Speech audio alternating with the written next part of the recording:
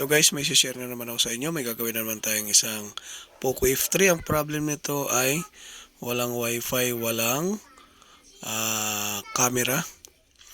At dinala ito sa akin ng customer dahil nabili niya na second hand, nga lang hindi na gumagana yung camera at saka wifi. So ito guys, hindi siya gumagana. Ayan. Nabili daw niya ng 1,000. Nga lang, hindi gumagana yung camera.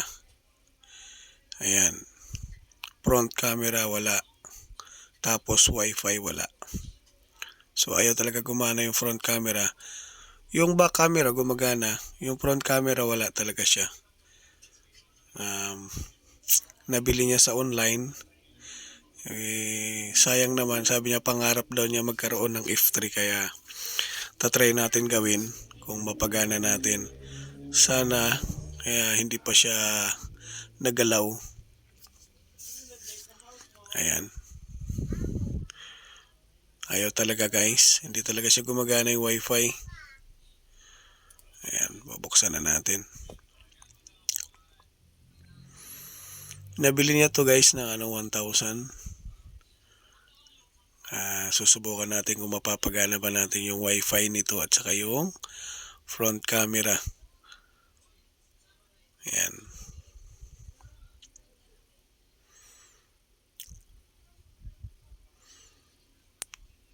Try natin kung magagawa natin to.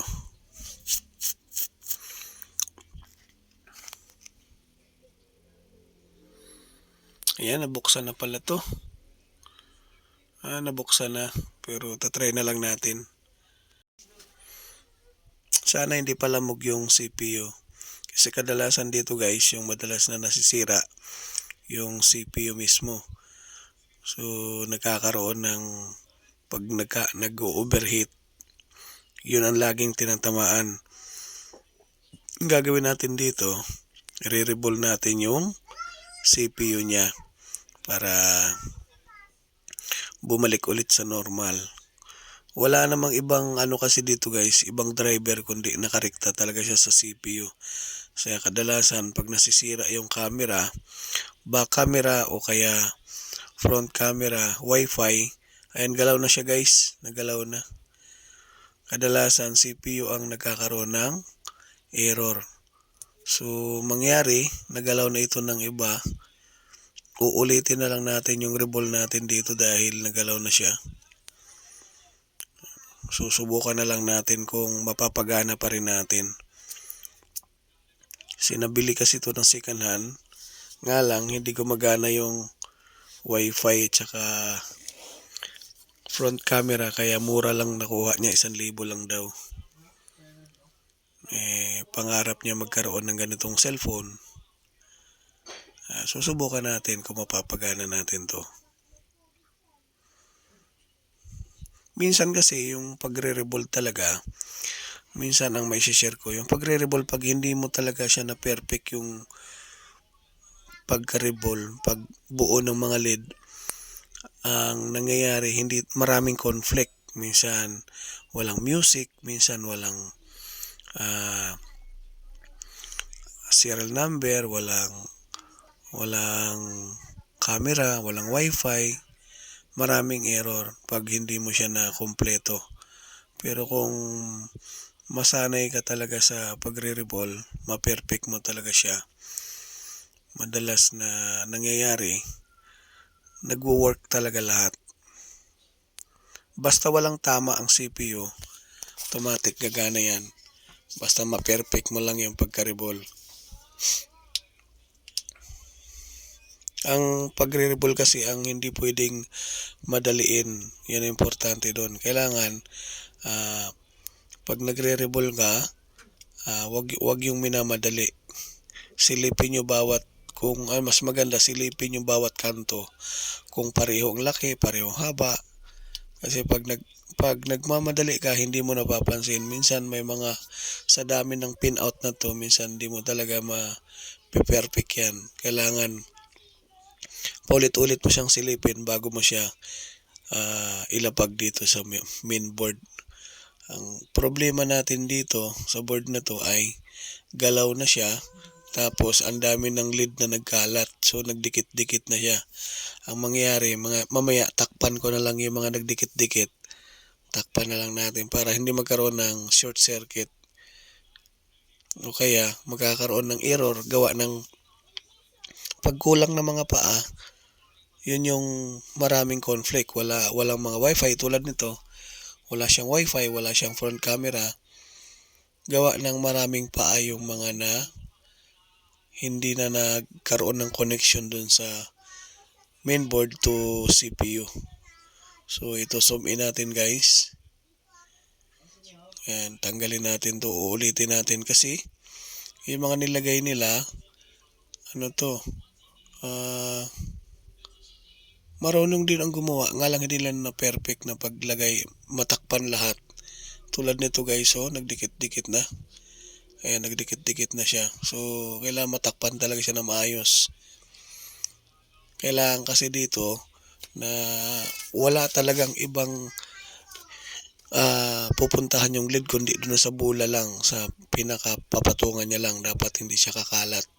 Kasi pag kumalat, doon siya nagkakaroon ng error. Ang mangyayari, hindi magkakaroon ng contact doon sa board. Kaya ang kalalabasan, maraming hindi gumagana na apps. O kaya yung madalas na unable, minsan may lumalabas na unable to install application. Yun, madalas sa CPU din siya. May mga conflict. Ayan, lagyan natin ng UV light para mabilis matuyo. Ayan, naka UV light siya. Tinakpan ko na yung mga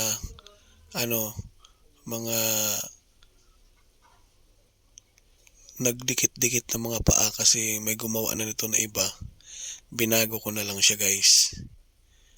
Ayan, babaguhin natin. Kasi pag hindi natin binago, hindi rin ito gagana na maayos.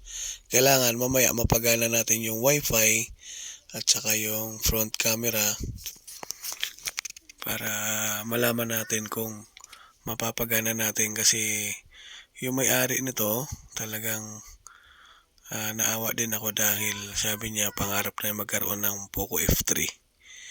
Eh nabili niya si Kanan. Nga lang may sira kaya mura lang. So tatry na lang natin paganahin kung mapapagana ko. Pag hindi gumana, ibig sabihin sablay yung CPU. Pero pag ito gumana, ibig sabihin naayos natin na mabuti yung mga paa kasi ang dami ko nakitang mga paa na hindi nakakonek sa board dahil nakakalat na siya. So ganun yung kakalabasan. So I hope na pagana natin para matuwa yung may-ari. Yan, binalik na natin yung CPU niya.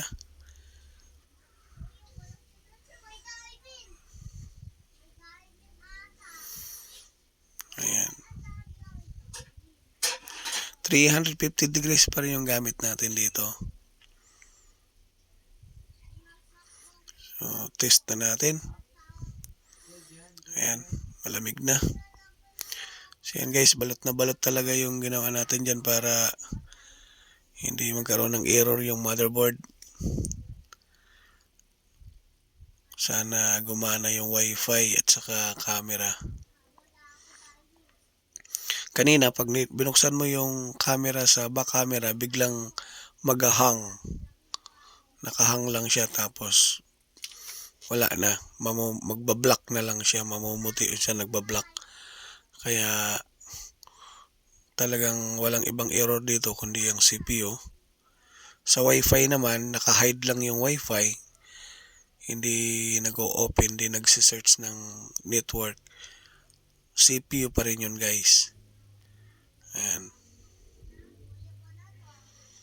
So sana mapagana natin yung wifi nito. Ayan. Kung bago ka man sa channel ko guys, huwag kalimutan mag-subscribe para lagi kayo ma-update sa mga bagong upload natin. Ayan, gumana na siya. May wifi na. Camera meron, front camera meron.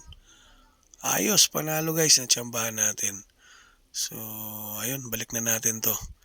At least natsambahan natin, napagana natin yung wifi at saka front camera. Mamaya titest natin sa YouTube. Balik muna natin to.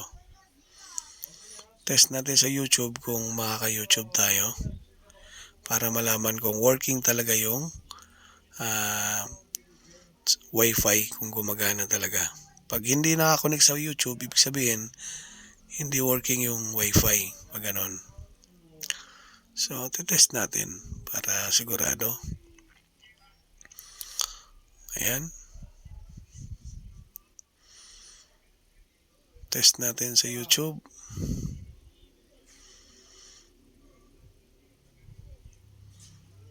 Ayun, gumana na siya guys. Nakakonect na tayo. So, ayos na guys. Gumagana na. So, see you in the next video ulit. Thank you.